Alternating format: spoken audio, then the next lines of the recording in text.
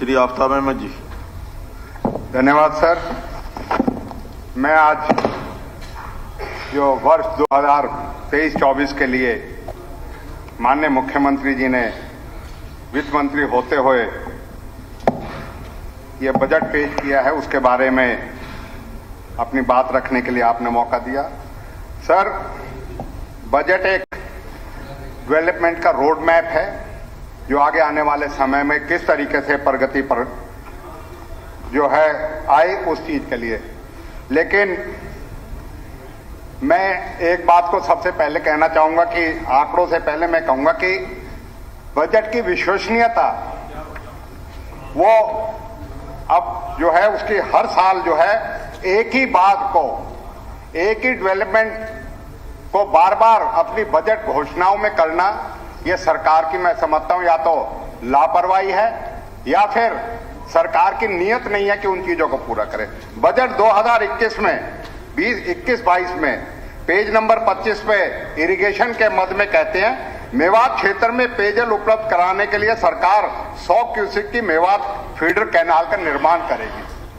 2022-23 में फिर से कहा जाता है पेज नंबर 47, पहले 200 क्यूसेक की थी, इसे बढ़ाकर 200 क्यूसेक कर दिया गया, लेकिन काम आज तक नहीं शुरू। सर, मैं ये बताना चाहता हूं 2019 में माननीय मुख्यमंत्री जी ने विधानसभा चुनाव से पहले इसका शिलान्यास भी कर दिया था। सर, बजट में अगर कोई चीज दी गई है तो उसकी इंप्लीमेंटेशन होनी चाहिए, नहीं तो बजट की अगर विश्वसनीयता नहीं रहेगी।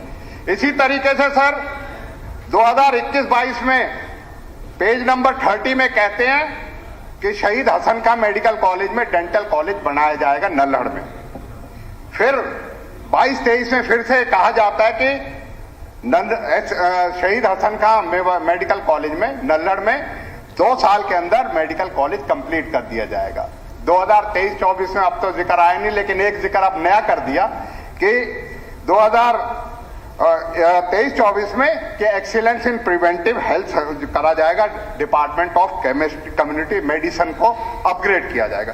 सर, मैं कहना यह चाहता हूं, इसी तरह 2021-22 में एक घोषणा करी गई कि मेवात मॉडल स्कूल को मॉडल संस्कृति स्कूल, हमारे शिक्षा मंत्री जी बैठे हैं, के स्तर पर अपग्रेड करके एकीकृत किया जाएगा। उसका एकीकृत तो ये क्या किया कि वो स्कूल जो है वो डिपार्टमेंट स्कूल एजुकेशन डिपार्टमेंट में उसको मर्ज कर दिया गया। मेवात मॉडल स्कूल में 8,000 बच्चे जो छात्र छात्राएं अगर शिक्षा उच्च स्तर ग्रहण कर रही थी उसका भी जो शिक्षा के महकमे के अंतर्गत दे दिया। अगर ऐसे शिक्षा विभाग सही काम कर रहा होता तो इस चीज की जरूरत ही क्या थी। सर, मैं बजट के ऊपर जब बोलता हूं तो इस बात के लिए कहते हुए कि इसमें कहा गया है कि बहुत प्रगतिशील है। सर, जिस राज्य का बजट का जो डेट पार्ट है, जो कर्जा लेने का है, 2014-15 में जिस प्रदेश में 70,931 करोड़ रुपए का कर्जा हो और 2023-24 में जो आज यहां आंकड़े दिखाए गए हैं 2,85,885 करोड़ रुपए का कर्जा है, 4 गुना ज्यादा कर्जा बढ़ गया। और सर, उसमें जब बात करते हैं कि अगर ये रेवेन्यू डेफिसिट ना होता, अगर जीरो डेफिसिट होता, जब भी मानते कि कर्जा लेके किसी चीज के ये वित्त विभाग को सही तरीके से उसका जो है वित्त प्रबंधन को किया गया, लेकिन कैपिटल अकाउंट में जिससे राज्य का इंफ्रास्ट्रक्चर डेवलपमेंट होना है, जो हमारे पास पैसा, क्योंकि रेवेन्यू एक्सपेंडिचर तो सरकार चलाने की चलता रहेगा। सर, इस साल का जो कैपिटल अकाउंट है वो सिर्फ 18,460 करोड़ रुपए का है।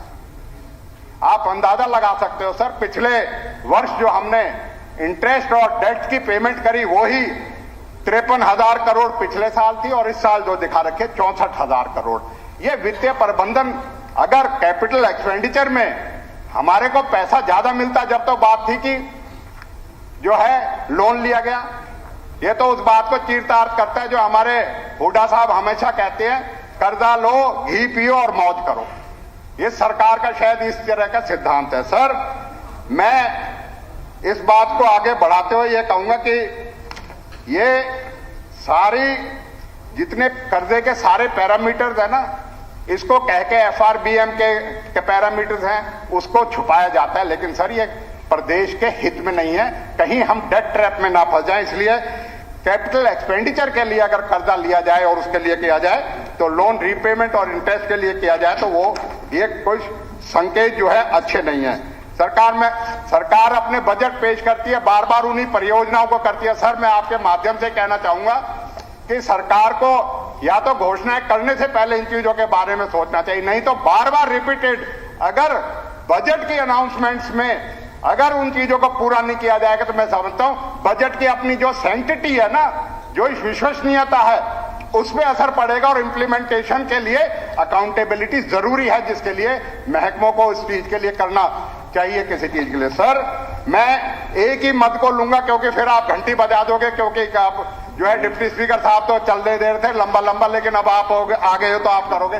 सर मैं हेल्थ डिपार्टमेंट को ही लूंगा क्योंकि मैं मानता हूं मूलभूत विकास के लिए किसी भी प्रदेश और किसी भी ह्यूमन के लिए, मनुष्य के लिए शिक्षा और स्वास्थ्य जो है सबसे बड़े पैरामीटर्स है। सर हेल्थ का डिपार्टमेंट का जो बजट इस साल का है वो है 7,057 करोड़, लेकिन सर जब हेल्थ की बात करते हैं तो अब हेल्थ में जोड़ दिया medical education, Ayush, family health और 3-4 महकमों का इकट्ठा करके तो एक महकमा बना दिया।